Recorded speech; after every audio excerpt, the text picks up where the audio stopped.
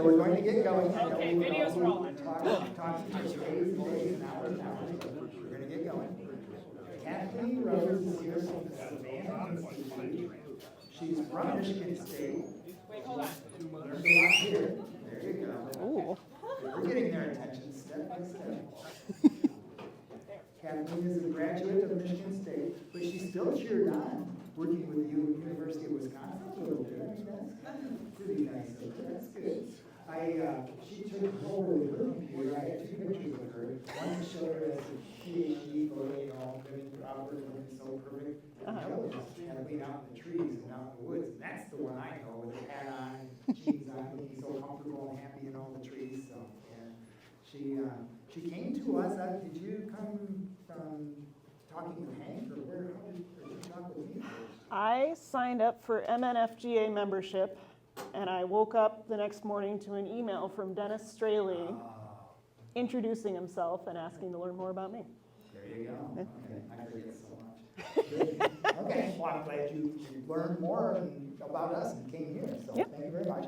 This is going to be recorded, so when you do have questions, Paul is going to try to run over and get you on a microphone, so make sure you raise your hand soon enough to get on the microphone, because our Mr. Persimmon is not here today, Hank Freckling. He's in Florida, just can't be here.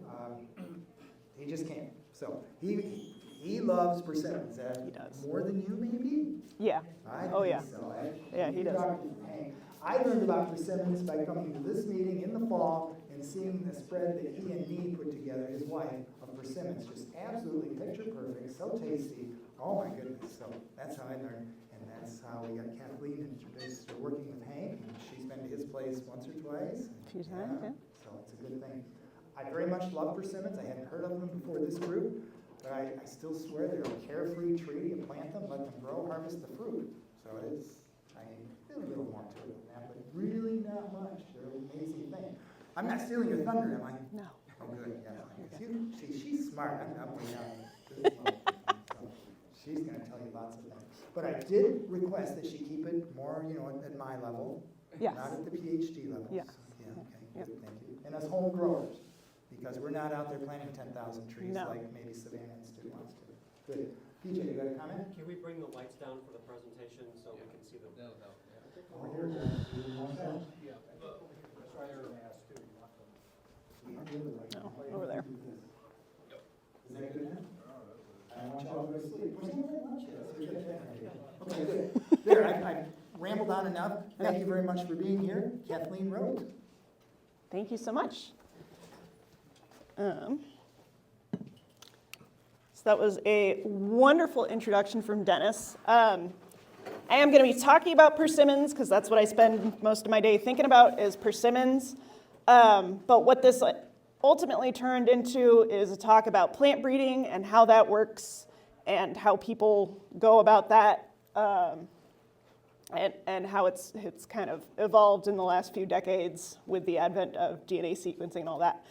And I just want to underline right at the top, plant breeding is something that humans have been doing for 10,000 plus years.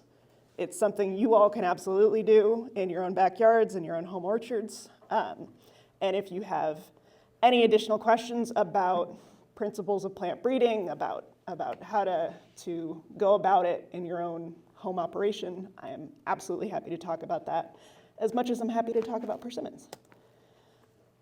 So to talk about my employer, briefly, the Savanna Institute is a 501c3. We were founded in 2014. And our mission is to catalyze the development and adoption of resilient, scalable agroforestry.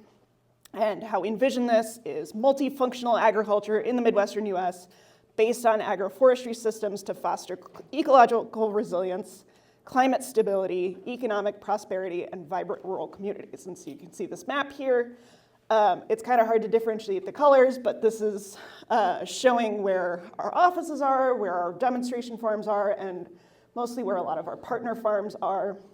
So we have offices in Madison, Wisconsin, which is where I spend a lot of my time in the summer. Demonstration farms in Spring Green, Wisconsin, which is about an hour west of Madison, which is where I spend a lot of time in the summer. And then we have demonstration farms down in Champaign-Urbana, Illinois as well.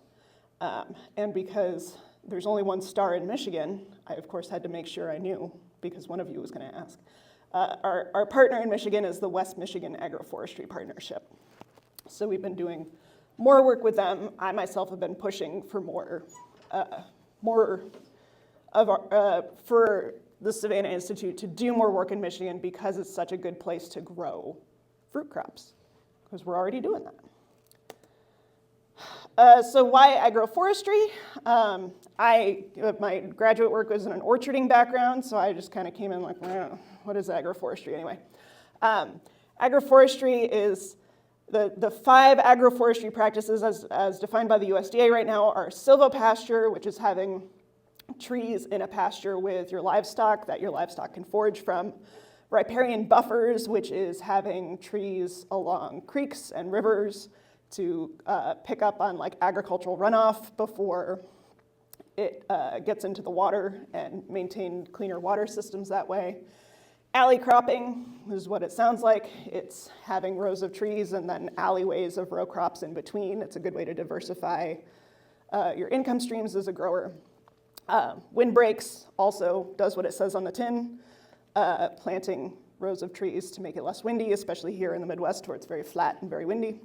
And then forest farming, which is growing food products in a forest system. That's the most like hippy-dippy crunchy one, I think, that I'm still not entirely sure how it works, but this is what the USDA told me. To introduce myself a little more, I grew up in the Finger Lakes region, New York. I guess I provided my own picture of myself happy in a ball cap among the trees.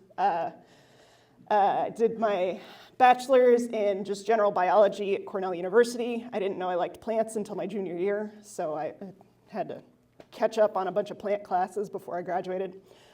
I finished my PhD almost a year and a half ago at Michigan State University in plant breeding, genetics, and biotechnology in the Department of Horticulture. I worked with Dr. Amy Iazzoni on tart cherry breeding and genetics.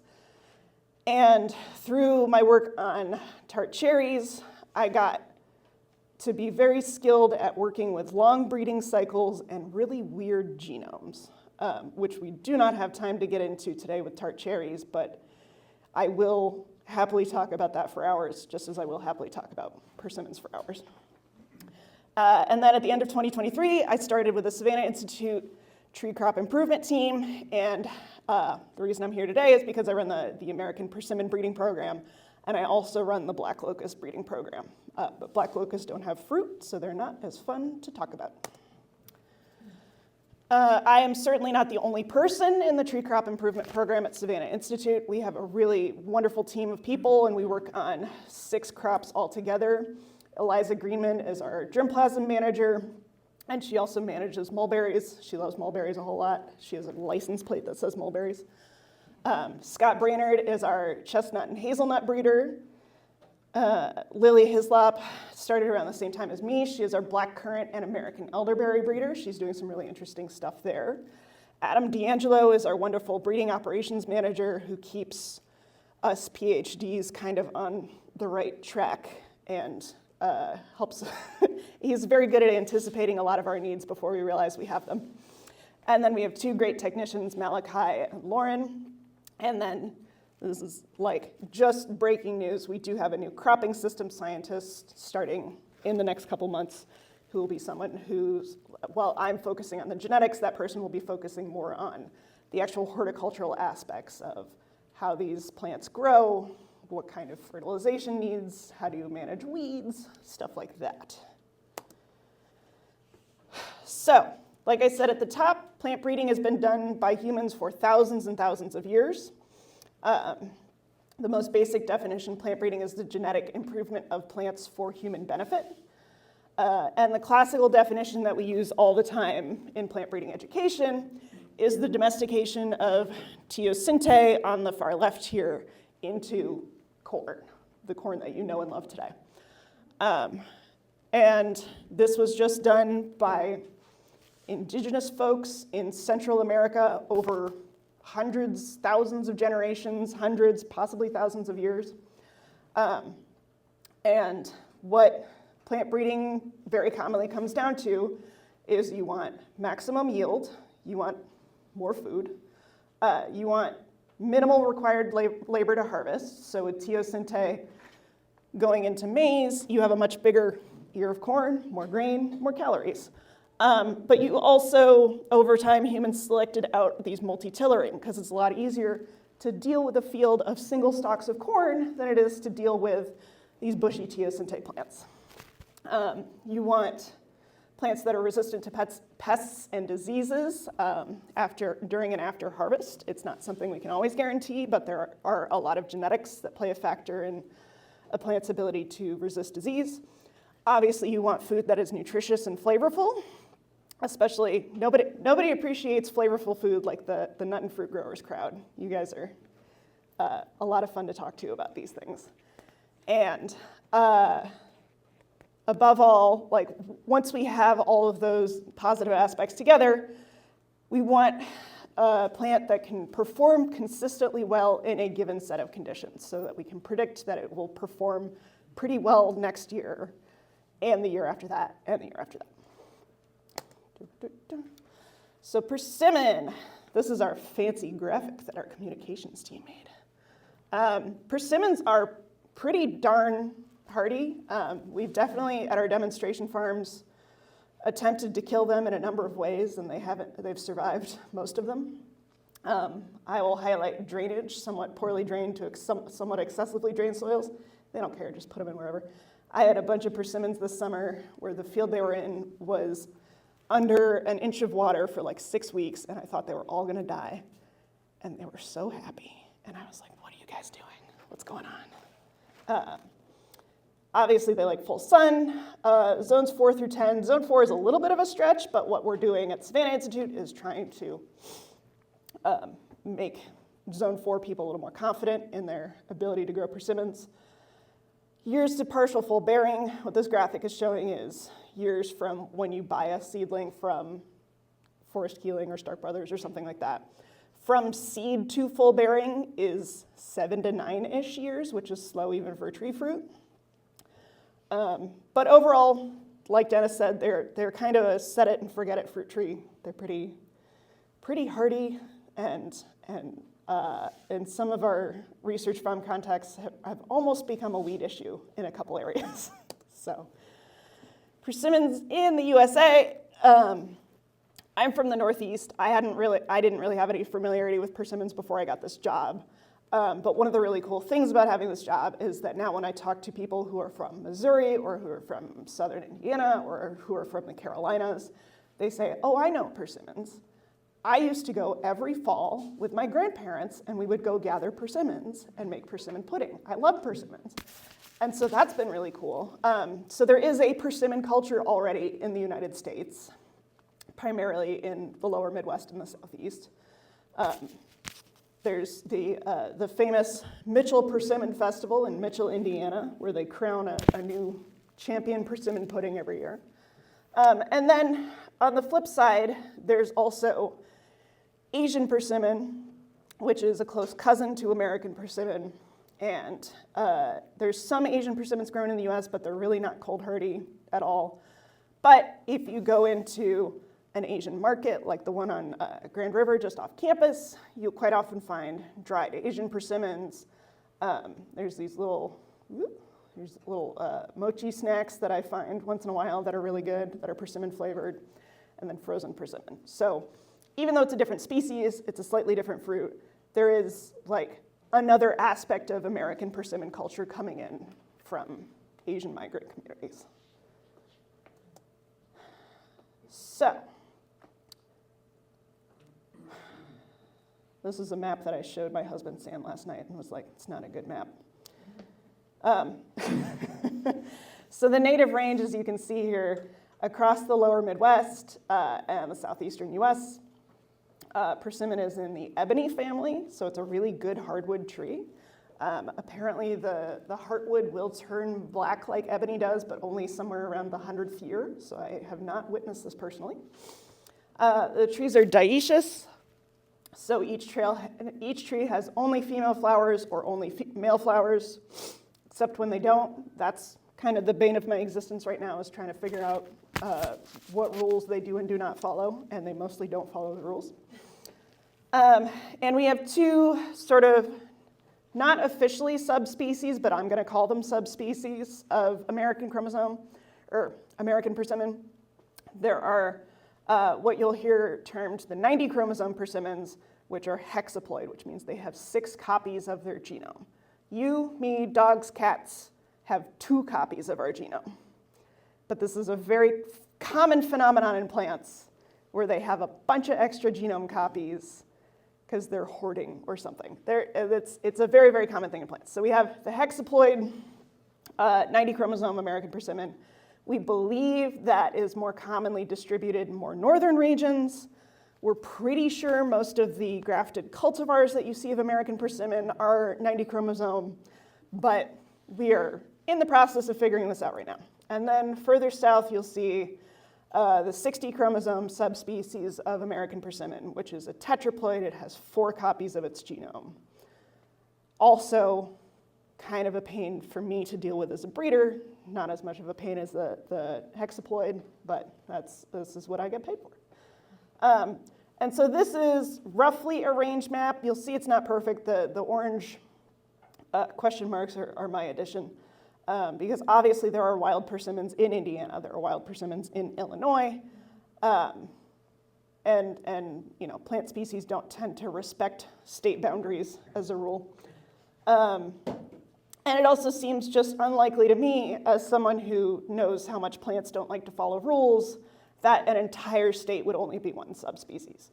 So the good news on this is we are working with a really phenomenal team at the Missouri Botanical Gardens, and what they're doing this year is they're sending people out across the Southeast to find wild persimmons and to get leaf samples from them for sequencing, and find out once and for all what the relative ranges of these two subspecies of persimmon are. Wow, how far north does the 60 go? How far south does the 90 go? How much overlap is happening? So I'm really excited to see how the results of that experiment come out. So you might have gathered by now, American persimmon has not had quite the same amount of money dumped into its research as corn and soybeans over the last 100 years. We do have some evidence before colonization that indigenous people were selecting their favorite persimmons and planting the seeds very intentionally along seasonal migration routes, particularly in the Carolinas, which is like very, very early in that information gathering, and we're still learning, but I think that's really cool. Post-European colonization, it's basically been a series of people who just really like persimmons. The people in bold are institutionally supported. So George Slate was a professor at the New York State Ag Experiment Station in Geneva. He did a little bit of persimmon work. He was apparently renowned for his lily breeding. So every time I try to Google him, they try to tell me about lilies. And I'm like, I don't care about lilies. J.C. McDaniel was at the University of Illinois and did a lot of interesting work on persimmons, both himself and together with Jim Claypool of St. Elmo, Illinois. There are still J.C. McDaniel selections standing on the University of Illinois campus. I've been to see them. I've got DNA sequence for some of them. It's really, really cool and interesting. And then from the 80s-ish until 2023, when I was hired, it's been a series of private citizens who just fell in love with this tree and decided they wanted to spend their spare time and their spare money and their spare mental load learning more about these persimmons and making crosses and trying to create improved lines of persimmons. And every guy on this list has done so. So I have met Don Compton. I have not gotten to meet Cliff England yet, but I owe a lot to Jim Claypool, John Gordon, and Jerry Lehman, who unfortunately passed away before I even knew what a persimmon was. So yeah, they've all done phenomenal work.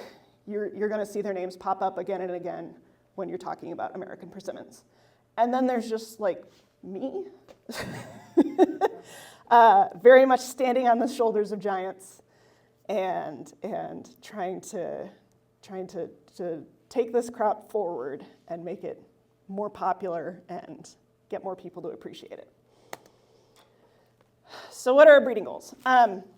At Savanna Institute, we are targeting American persimmon for both silvopasture and human consumption applications.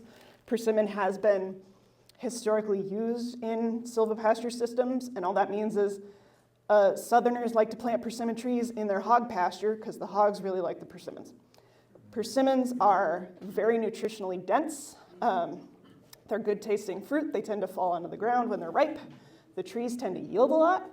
So pigs, cows, I guess chickens also, they go bananas for them. They go persimmons for them. So there's that step of it. I like to joke that it's a little easier to breed something for a pig to like than to breed something for a human being to like. But in all cases, I am looking for fruit that mature earlier. In the South, there are a lot of American persimmons that don't actually ripen until November, December, January, and that simply will not fly up here in Michigan. It does not fly where our research farms are in Wisconsin. Obviously, you want a lot of fruit, want a good producer, want big fruit, big producer. I would like firmer fruit. If you've had an American persimmon, you know how soft they are. It's kind of like holding a handful of pudding and trying to eat it, which works fine for the hogs, but for grocery stores would not work so well. There's a big problem with astringency in American persimmon. This is also present in Asian persimmon.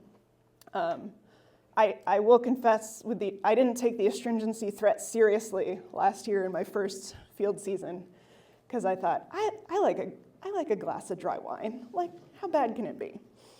And then I bit into an underripe persimmon. And it's kind of like trying to eat a tissue. Like, it just dries your entire mouth out and your entire throat out. And it's much, much stronger than a dry wine, we'll say that much. Also want no seeds. Humans like seedless fruit. It's easier to eat. One of my coworkers does like eating the persimmons with seeds in them because she says it's like a mouth puzzle, because she's a very fidgety person. So she spends another 10 minutes after eating a persimmon just trying to get the seeds out and cleaned. But she is not the typical American consumer. And then, similar to other orchard crops, I would like to achieve a shorter juvenility period, possibly through clonal rootstock lines.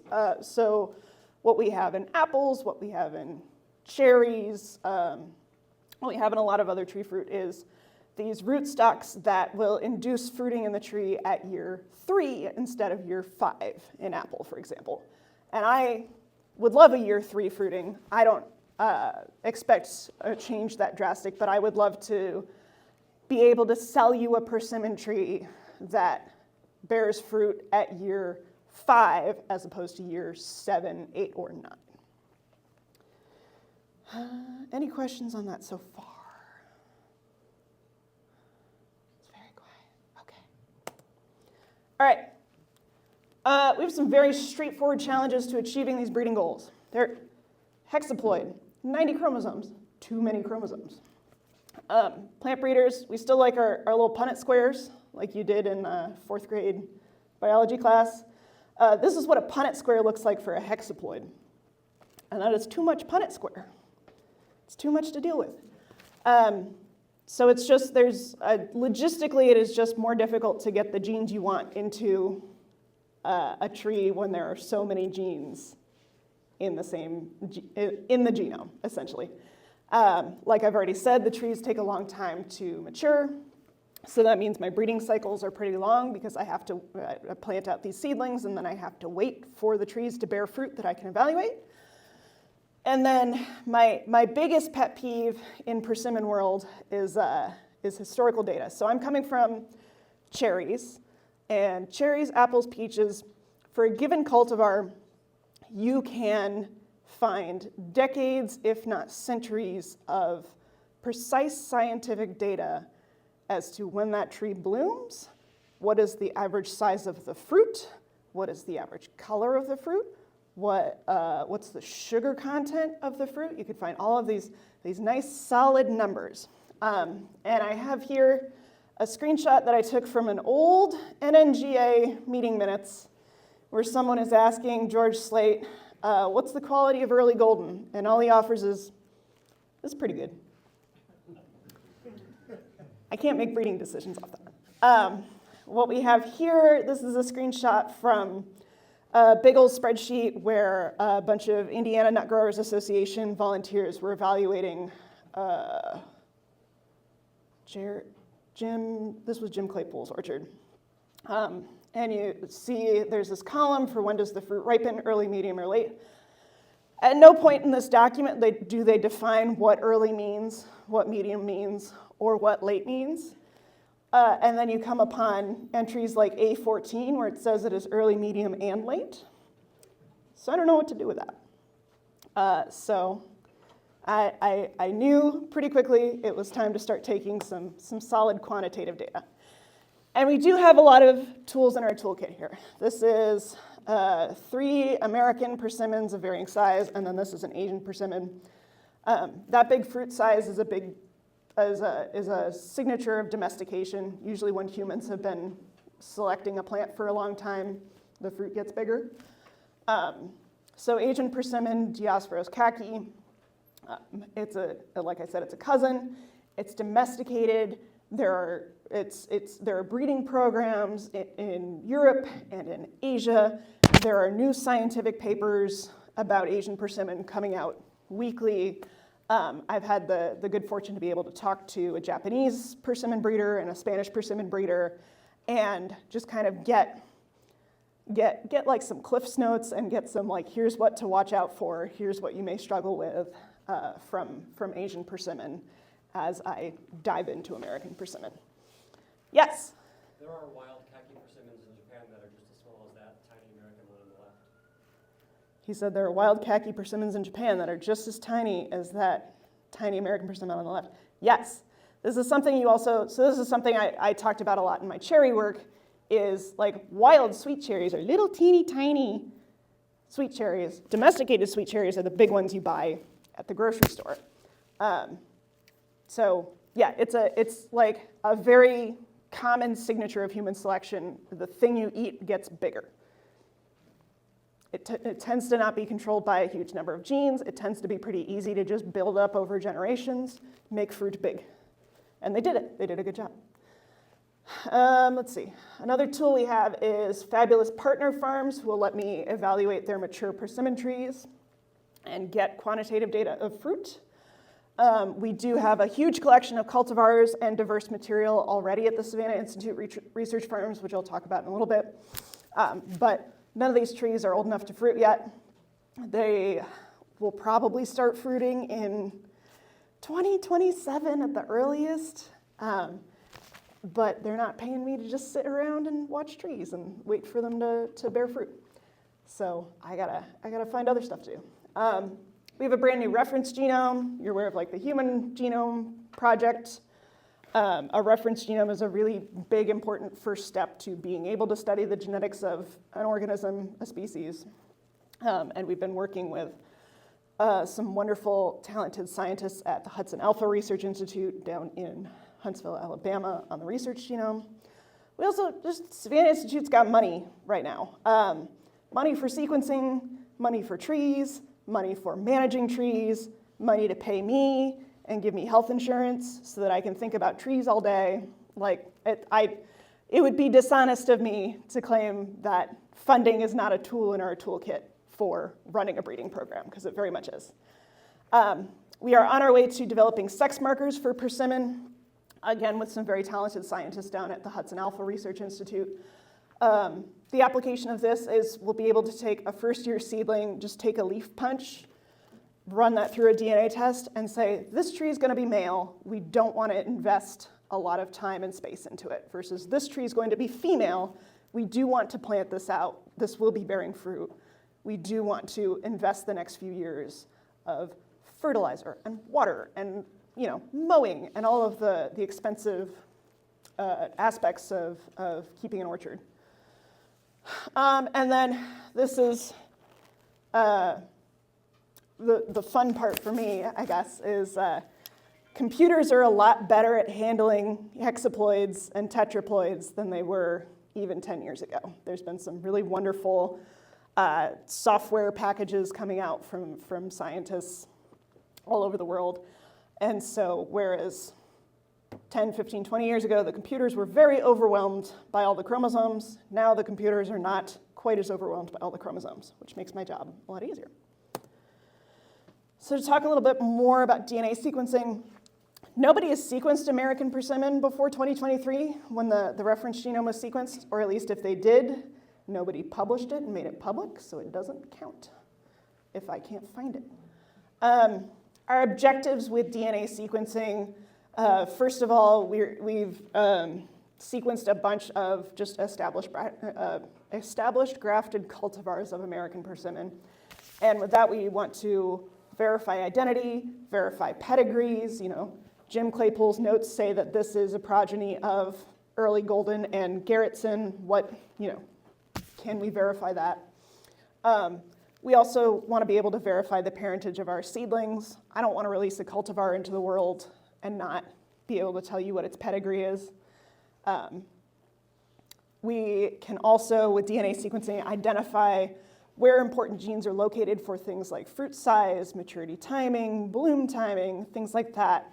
And once we've identified those areas of the genome, then we can look once again back at the little seedlings and say,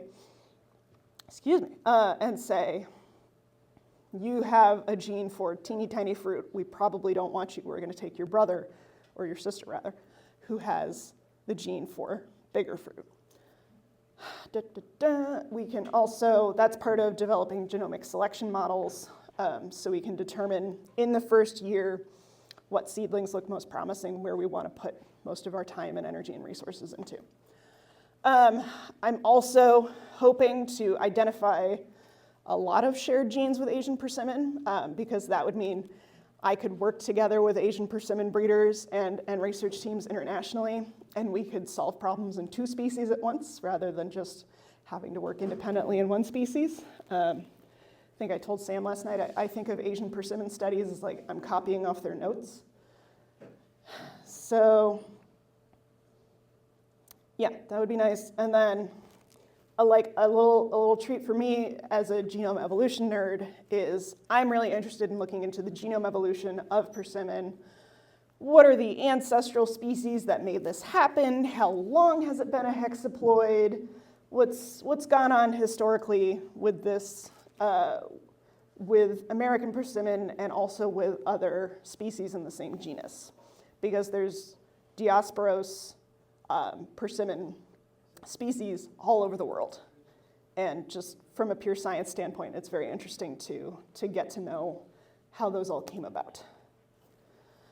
So last year was my first year of fruit evaluations. I couldn't have done this without Red Fern Farm, which is in Wapello, Iowa. The owners are Tom Wall and Kathy Dice, and they are lovely people. And they run like a food forest U-pick operation. If you're ever out towards Wapello, I highly recommend going to visit them. They mostly do chestnuts, but they also have a number of grafted persimmon trees that are old enough that they are bearing fruit.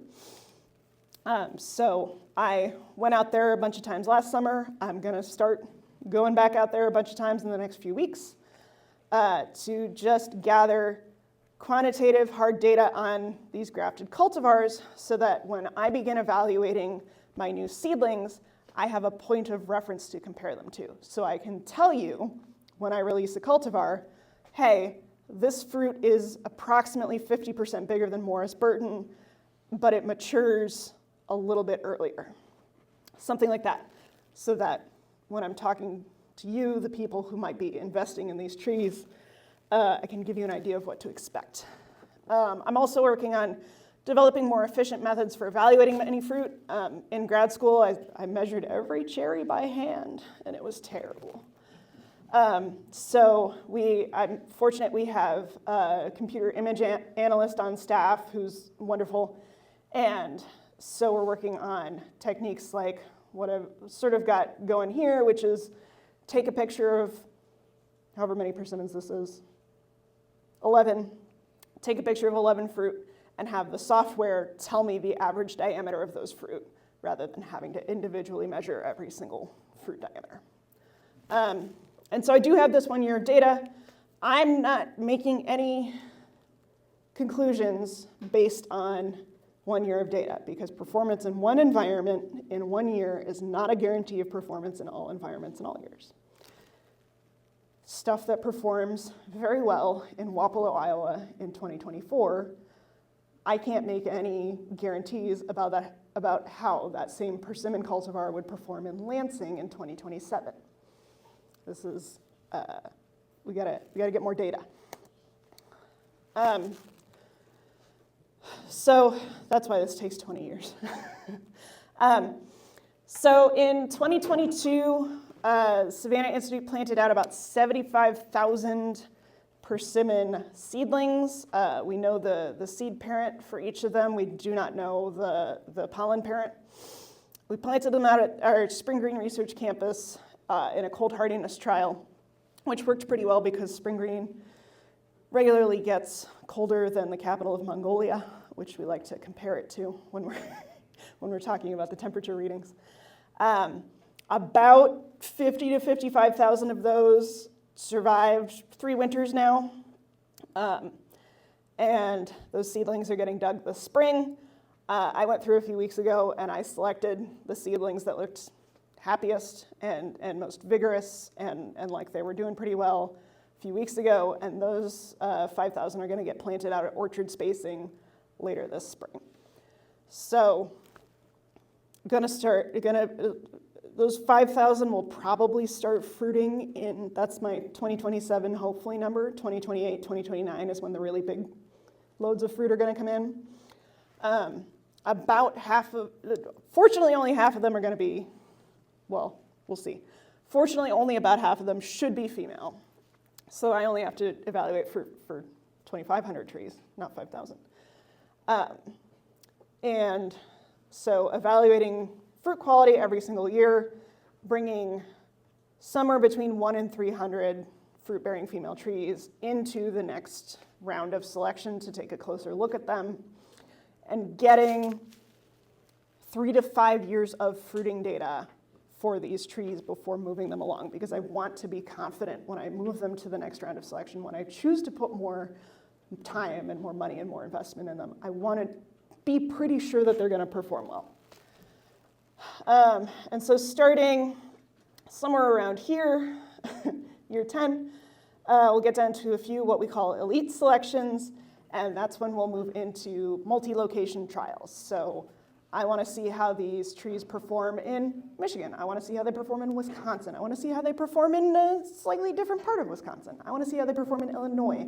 I want to have solid data as to how these trees are going to perform so that we can make a recommendation to the grower when we are selling these trees, and so that the grower will have a good idea of what they're getting. And even as this pipeline is going along, starting in year 0, every year I'm going to be making crosses between parents with desirable traits. Every year we're going to be starting new seedlings in the greenhouse and planting them out in the breeding orchard. Every year we're going to be evaluating our mature trees for bloom and fruit characteristics, including grafted cultivars that we keep on site. So we will be able to say, this is how Proc performs in Spring Green, Wisconsin versus how it performs in Wapello, Iowa. And this is how our selection 517 compares to Proc in Spring Green, Wisconsin. And also just the dark side of this is culling undesirable trees to make space for new seedlings, because I do not have infinite land, unfortunately. So a question I've been asking myself and that other people have also been asking me is, how do you evaluate 5,000 trees? You do it as quickly and cheaply as you possibly can. The first easiest measure is if the tree is dead, I can't release it. Second easiest is if the fruit doesn't ripen before winter sets in Spring Green, Wisconsin, I can't really evaluate that fruit. So, and we are specifically targeting for Wisconsin and for really cold weather persimmons. Excuse me. Obviously, fruit taste. There are a lot of really cool cutting edge chemical analysis methods for looking at taste nowadays. The wine industry is really into it and all these other. That's expensive and it takes a long time. What's cheap is me and my technicians and anyone who I can rope in who's on a farm tour that day, just going through and tasting fruit. We have the complex chemical analysis in our skulls. It's ready to go. And it's, like I said, much cheaper than sending them off for chemical analysis. I'm interested also in whether fruit hang on the tree after they're ripe versus whether they drop off. This is a silvopasture versus human consumption thing. Lost my train of thought. So, So silvopasture, you want the fruit to drop off the tree when they're ripe because pigs can't climb trees, I don't think. Cows almost definitely cannot climb trees. So you want the fruit on the ground where the livestock can get them. But for human consumption, for food safety reasons, you don't want fruit to be on the ground, getting dirty, getting ants on it, all that stuff. So as I'm thinking about a persimmon specifically for human consumption, I want trees that hold on to their fruit after they ripen. Also, just kind of eyeballing disease pest pressure. If there's one tree in the orchard that has like pretty mediocre fruit, but it's the only tree that didn't get anthracnose this year, we're going to use that tree as a parent to try to pass the anthracnose down. Similarly with all these other, none of these are, except for dead and not ripe before winter, size, taste, hanging on to the tree, all this, these are negotiables. Not every tree that I keep has to become the next gilded persimmon cultivar. A lot of these are going to prove to be very valuable parents with traits that I want to pass down to future seedlings.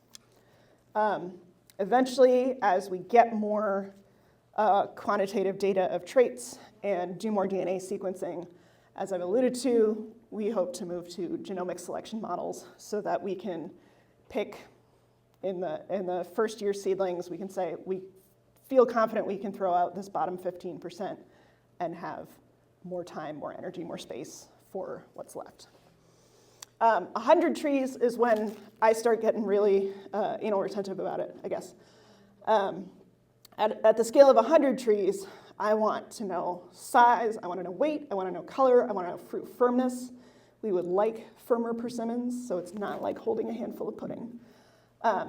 We are working on developing chemical assays for measuring astringency or tannin content. I want to know how seedy is it, how seedless is it, and what seems to be affecting that if there's an environmental component. And I want to know more precise timing for bloom and for ripening so that when I sell this cultivar to somebody in upstate New York, I say, in an average year, you can expect this to ripen at the end of September. Do we have a question? Yeah, it seems like you're doing a lot of waiting for them to get big enough, which is good. But while you're doing future selections and crosses, how are you selecting your males? How do you know you have genetic diversity coming from the males? Because it seems like they're not giving you any of this information, and you could just have a bunch of low perform. You could have superhero in there, or you could have low performers that are just going to mess you up. That's a good question. The question was about how do we pick males to use as male parents? Because we can't evaluate fruit quality in a male most of the time. Sometimes males bear fruit. I have in my pocket a little shriveled up persimmon that I got at Hank's last fall that came off his male tree that I think I was going to do something with, but then I forgot it in my pocket, so it's still here. So this is where we can turn to things like dairy cattle genetics, where there's been a lot of money dumped into that, and obviously you can't evaluate a male cow for dairy aspects, but you can look at his sister or his mother or half-sister or whatever. And so I'll be keeping male trees around that are brothers to the good female genetics that I like a lot. That one's going to be a little more vibes-based until we get some genomic selection going where I can confidently look at their DNA and say, oh, you're carrying the big fruit gene, even though you're a male, so I want to use you as a parent. Persimmons, as I alluded to earlier, also just like don't follow rules. So early golden is notorious for putting out like random male branches. Like I said, every grower I've talked to is like, oh yeah, sometimes my male trees bear fruit. I don't know, it just happens. I had a tree in Illinois that bore fruit, was female and bore fruit in 2023, and then in 2024 was male. There seems to be a lot of rules that I don't know that are at stake here. So it's probably partially environment-based. We're still learning. We're still working on that. Question in the back. If you have a male rootstock and you put on a female scion on it, grafted, does it turn into a female tree? So far as I know, yes. Because, sorry, question was, if you have a male rootstock and you put a female scion on it, will it still have a female tree? Yes. At this point, the standard in American persimmons is just using random seedlings as rootstocks. So we don't know the sex of those seedlings when we're grafting onto them, and we also don't have a giant problem with otherwise female cultivars turning male. So it doesn't seem to have an effect in that way. All right, what else we got here? Yeah, so I've been stressing multi-environment trials here. Performance in one environment in 1 year is not a guarantee of performance in all environments in all years. I can speed up my breeding cycle, and I hope to do so by adding more environments to elite selection trials. So multi-environment trials, like in breeding programs here at Michigan State, they might have 3 environments in their multi-environment trials. And say you want to get like 15 total years of data, you would want those 3 trials to run for 5 years of fruiting. Well, if I have 5 locations instead of 3, I can get to those 15 growing season data points in 3 years instead of 5 years, if that makes sense. Cool. I still remember how to multiply numbers. Yes? How do persimmons respond to being harvested less ripe and then ripened off of the tree, or must they be tree ripened? Question is, do persimmons ripen off the tree or do they need to stay on tree? They will ripen off the tree. They will, if you pick them astringent and you leave them on the counter for a few days, they will de-astringentize and be good to eat in a few days to a week. Dennis was just telling me on the phone last week or 2 weeks ago about frozen persimmons and how all those frozen persimmons lose their astringency over time. But this is also just an area that really hasn't been studied very much.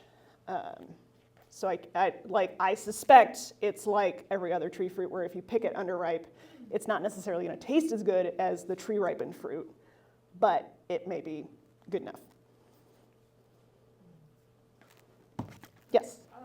So we would get ripe persimmons from Hank, and his just raw, straight off the ground or off the trees, just amazing, full of sugar if you've been there, you know, and then freeze them.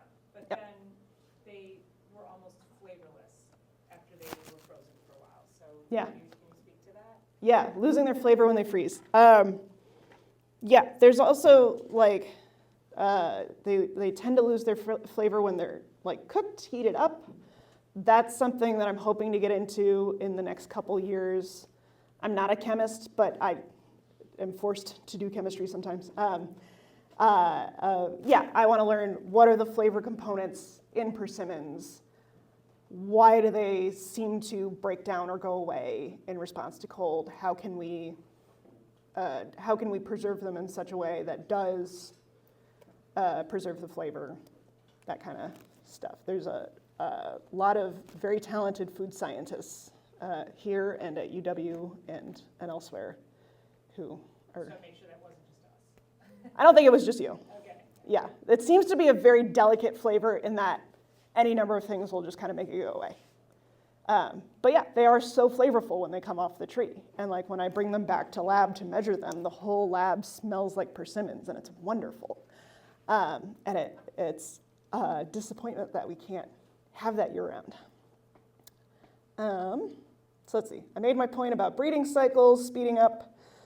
I'm just gonna put out right now, I would love to have MNFGA members trialing persimmons for me. If you have grafted cultivars that are bearing fruit, please come talk to me today, or you can email me or contact me somehow, smoke signals, whatever, so that I can get more data points of how grafted cultivars perform in different parts of the Midwest. And if you want to evaluate potential new Savanna Institute releases, that's gonna have to wait a few years, probably earliest like 2030 or 2031, but it's something I'm definitely already thinking about and would love to have as many grower collaborators as want to join in. As I kind of alluded to, other non-breeding work we're planning. A lot of this is going to be the cropping system scientist who we just hired, who I don't know if she knows what she's in for with how many like ideas we already have for her before she has any ideas. But fertilization experiments. What kind of fertilization do these need? We're also, we're looking at this for all of our crops. Pruning trials. Other tree fruit are pruned. No one really prunes their persimmons, but I feel like there could be a good way to maximize yield and to keep them from getting so leggy like they tend to. I'm interested in trellising and maybe high density planting. That's more of a commercial scale thing. We are getting into fruit and tree evaluations using robots. We've been using drone data a lot on our chestnuts and hazelnuts to count chestnuts, essentially, and to quantify like how large a hazelnut tree is, and start to be able to estimate yield from that. I haven't done that with the persimmons. I've done a little bit with my black locust work because I just want to know how thick the trunk is. But we've been talking the last couple weeks at work about getting a ground-based robot with a camera that points up, which in a persimmon orchard, most of the fruit are kind of under the leaves, so it's actually easier to see them from the bottom. So sending a little robot through the orchard to count orange circles and come back and give you an idea of what the yield is going to be. And then, as we were talking about, post-harvest storage of fruit. How do we preserve these? How do we keep the flavor good? What's going to keep these friendly and happy and tasting good long into the winter so that you don't have to only enjoy that fresh persimmon flavor in October and November. And that was all I had. This is just a picture of my coworkers at our staff retreat. We have a really wonderful group of people working at Savanna Institute. There's only about 50 employees right now, and I definitely do not do this work alone. I have a lot of help and support, and it's a wonderful place to work, so I'm happy to take any more questions. Yes? You've made a number of comments along the way about firmness. Yes. And this kind of presupposes that you want to drive these to the grocery store, but for processing, Yeah. I want the mushy persimmon. Sure. So the comment was about fruit firmness. For processing, we actually want them to be mushier because that's less energy to mush, is the technical term. And yeah, that's true. And so there is between silvopasture and fresh at the grocery store, there is that processing step where it's much easier, not easier, but yes. So follow-up. Yes. Are you working with any groups with marketing or with processing in mind? Are we working with groups with marketing or processing in mind? Yeah, one of my favorite things about working at Savanna Institute is we have a commercialization team, and they are 2 full-time people who their job is to think about how we enable the supply chains to form for these different types of fruit. So talking to packing houses for other types of fruit and saying, hey, you guys, you maybe have a gap in the middle of summer when black currants are ripening. You already processed blueberries, would you be into processing black currants? Stuff like that. So yeah, they think about, they have MBAs and they think about marketing, and I'm very happy to have them because it is not something I'm good at thinking about. Yes? What is known now about storing persimmons? I've tried freezing them, and they don't seem to taste very good after freezing. But Another question about storing persimmons. Yeah, they seem to lose their flavor pretty easily with freezing. They seem to lose their flavor with cooking. That's something I'm going to be investigating, is just looking at the chemical compounds that make up the flavors of persimmons and talking to chemists. I got like C's in chemistry, but talking to people who didn't get C's in chemistry and starting to understand what those molecules are. Are there preservation methods we can use to keep the persimmons tasting really good, even if they've been in the freezer for 6 months? yeah, one of the problems with them is that different persimmons, on the same tree, you have to go back and do like 10 harvestings. Yeah. Because you have to pick those which are ripe. Yep. It isn't just one harvest like with peaches. Oh, I was going to say, so question was about how they don't all ripen at the same time and you got to go back through. Peaches commercially are notorious for you have to go back through a few times.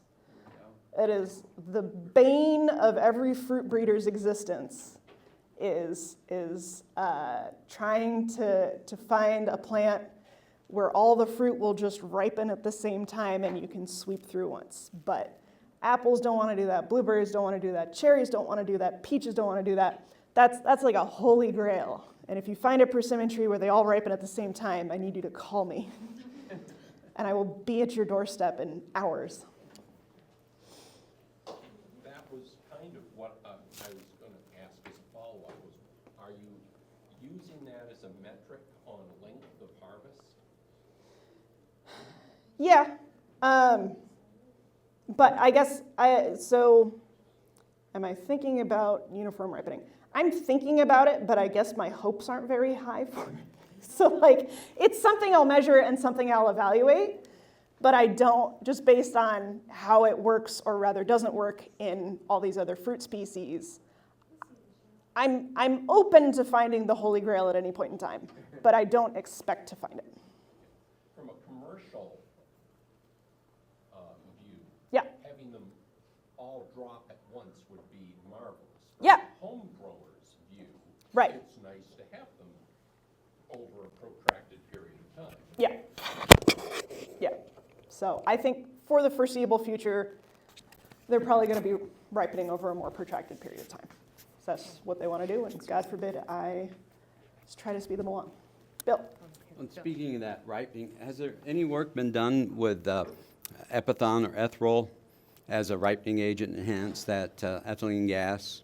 Just a little bit. It's kind of been like sketchy studies and sketchy journals that I don't fully believe. So that's on my list under post-harvest, is doing something a little more controlled that I have a little more confidence in. It seems like they do respond to ethifon and ethylene, but again, I want to look at that myself before I make any recommendations. In the back. Are you going to be looking for a dwarfing rootstock? Yes! We don't have time to talk about that. But yeah, that's like I joke with my bosses that I run 2.5 breeding programs because I'm also looking into breeding dwarfing precocious rootstocks for persimmons. So yes, but we don't have time to talk about it today. Bill again. Speaking of propagation, has there been much work done in like rooted cuttings and or tissue culture, and have they done that with the khaki persimmons? Not a ton in tissue culture. Oh, repeating the question.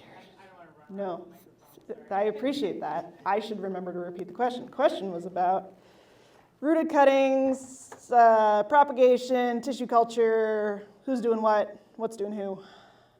That's the question, right, Bill?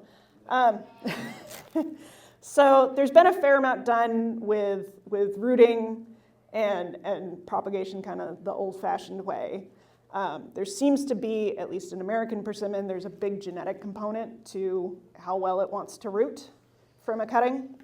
In khaki, I guess, so Asian persimmon, I guess they have a lot of issues with getting those cuttings to root. And so when I talked to the Japanese breeder last year, he was like, oh, all of my stuff is on American rootstock. I was like, what? He's like, yeah, it roots better. So we just graft everything onto America. That's like what most of Asia is doing. I was like, oh, so that's how I got the idea for a rootstock breeding program, because I had dollar signs in my eyes if I could come up with a dwarfing rootstock for persimmon that also works really nicely for khaki. We'd be set for life. Yeah, I had a question regarding the experiment that you're doing, I guess. Just curious on what the key drivers were around coming up with the initial planting number of 75,000, other than, say, cost limitations or space limitations? It was cost and space. Those were... Question. You're so good to me, Dennis. Question is about how is that cold hardiness trial designed? Why do we have 75,000 seedlings as opposed to a million seedlings? Partially cost and space. Those seeds were gathered from Don Compton's orchard. Basically, we know the mother tree, as in the fruit was gathered from under that tree. This was before my time at Savanna Institute, but I think it was just, they had a rough target number. They were planted very, very close together in the field, which is why we're digging them up and replanting the selections at wider spacing. And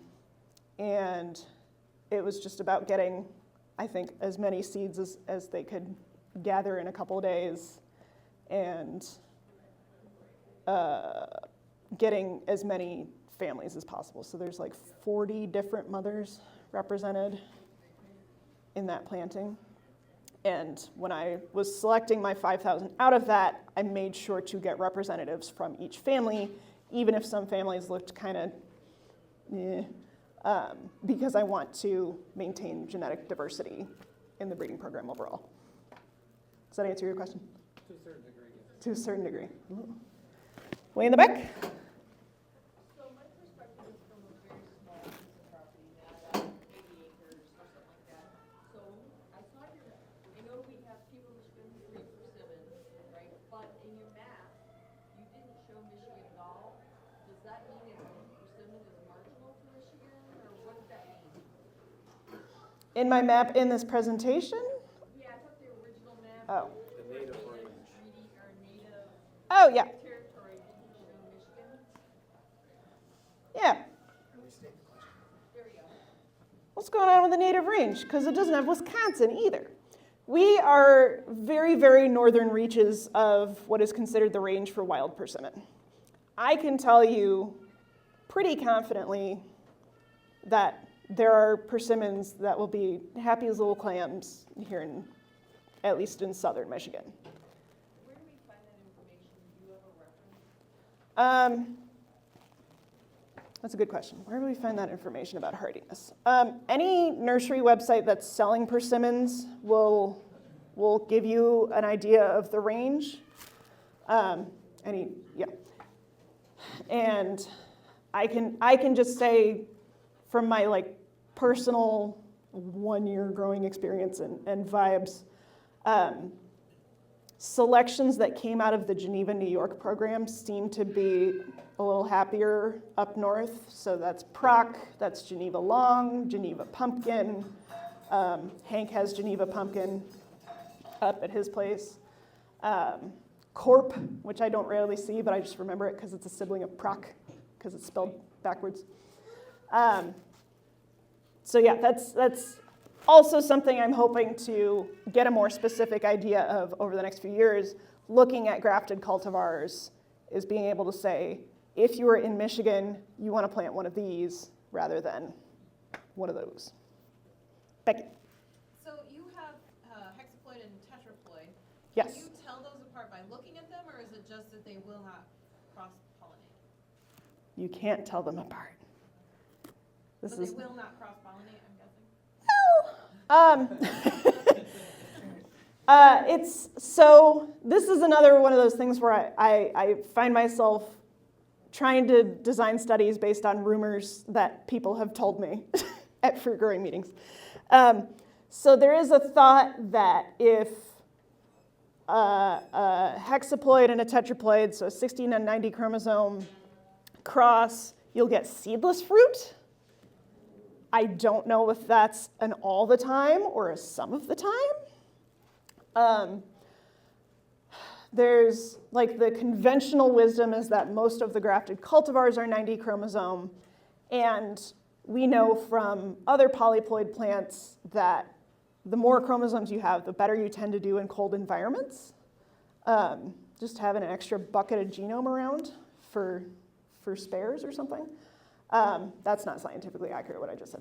But we're still very much learning what goes on. And I learned in cherries, there's a lot of like, the rules are made up and the points don't matter. And at some point, a plant will just do what it wants to do, and it doesn't care what your sophomore biology textbook told you was possible. It'll just do stuff. Yes? Not including the equipment cost, how expensive is it every time you sequence a tree?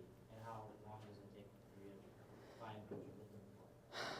Sequencing, how much does sequencing cost? How long does it take me to do stuff? Let's see. I got a panel of 39 persimmons sequenced last fall for, I think it was like $250 a pop, which was a really good deal. It was like a startup sequencing company, and they realized they were losing money on us, so they've raised their prices on us this year, which is a huge bummer for me personally. The bottleneck with persimmon genetics analysis is not necessarily like me spending time at computer. It is, the persimmon genome is almost 3 gigabases, which is smaller than the human genome, but way, way, way bigger than most plant genomes. The cherry genome I was working on in grad school was like a third of that, no, less than a third, like less than a quarter of that size. And so it's just, the computational time takes so much longer.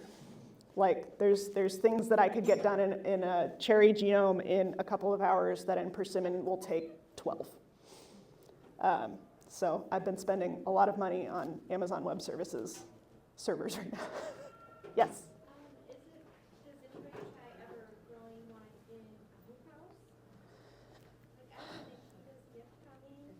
Yeah. I was thinking maybe I could plant it in the hoop house to get more time for ripening. You could. Nikita's Gift is actually a hybrid American-Asian persimmon, and it was developed out of a Ukrainian program, if I remember correctly.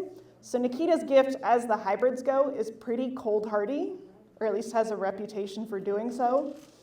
I wouldn't necessarily recommend a hoop house as a long-term solution, both because potted trees just aren't as happy, and persimmons get really, really tall. Well, planting in the ground in the hoop house. Sure, they still get really, really tall. Like, you could. I'm not going to tell you not to. You can do whatever you want. I think it'll be okay outside, but don't hold me to that, because trees die all the time. But Nikita's Gift, like I said, did come from a Ukrainian breeding program, so it's more adapted to colder environments than just a straight up Asian persimmon. Do you think the fruit will ripen in time? Yeah, they should. I think if you go back through the Facebook page, you can see other people talking about when their Nikita's Gift ripens. And if you just Facebook stalk them a little bit on the MNFGA Facebook group, you can figure out where they're located and when their Nikita's Gift ripened.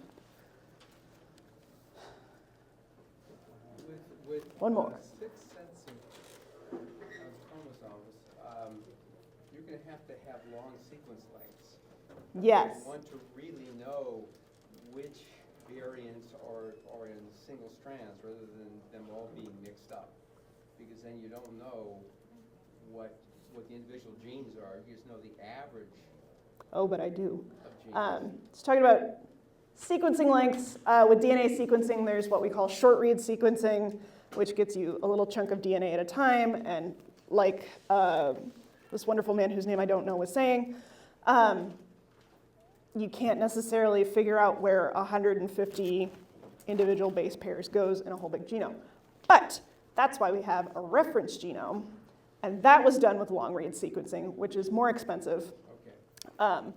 But that's what the reference genome is for. That's the long reads. We know what order these things are in the genome, and then we can take short reads. The reference genome is early golden, so I can take short reads from PROC and align them, compare them to the reference genome, and tell what order genes are in, if there's any weird insertions or deletions, all sorts of good information like that.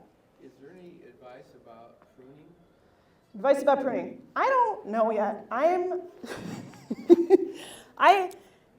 My farm manager and I have been talking about a pruning trial. Persimmons fruit on first year growth, which is like incredibly handy. So I'm coming from cherry world. It fruits on second year wood, so you have to do all this calculus when you're pruning to make sure that you're not, ruining your crop in 2 years.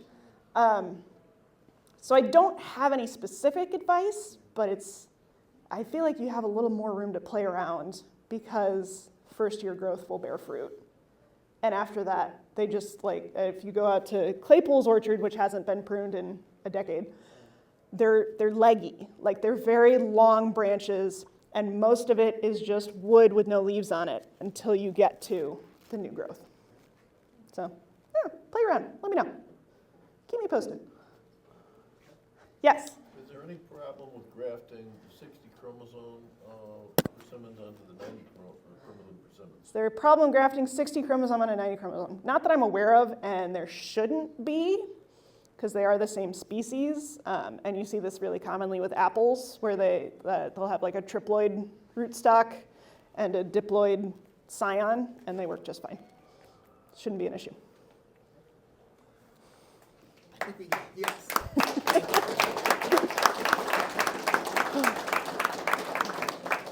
Thank you. Thank you. Thank you very much. Lots of good questions. Yes.